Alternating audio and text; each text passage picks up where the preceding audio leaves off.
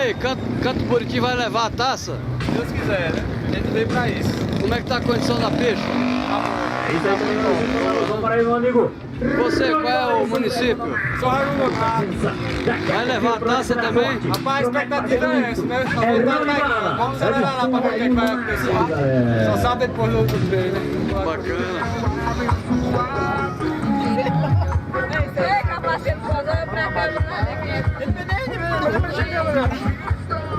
E aí, quem vai ganhar a corrida?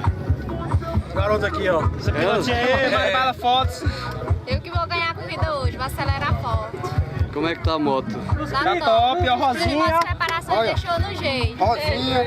Rosinha. Não, mas o piloto mesmo é o Paulo Alex, né? Ela mesmo. É o Paulo Alex. Ei, Paulo, é Paulo seu? É isso aí, galera. A gente vai ficar que ele tá patrocinando ela. Patrocinando a moto pra ela. Como é que tá as condições de expectativa de vitória aí?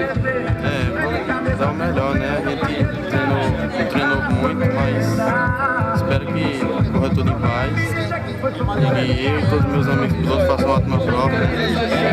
Todo mundo acelerar o máximo que puder.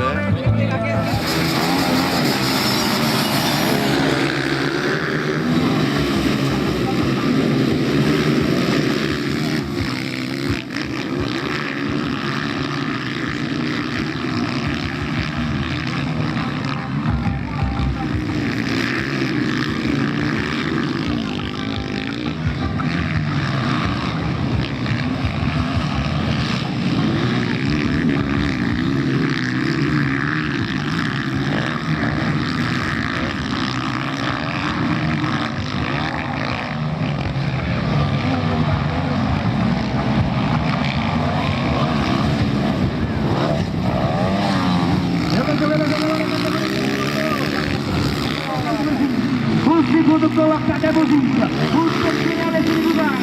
O quarto é Rumo.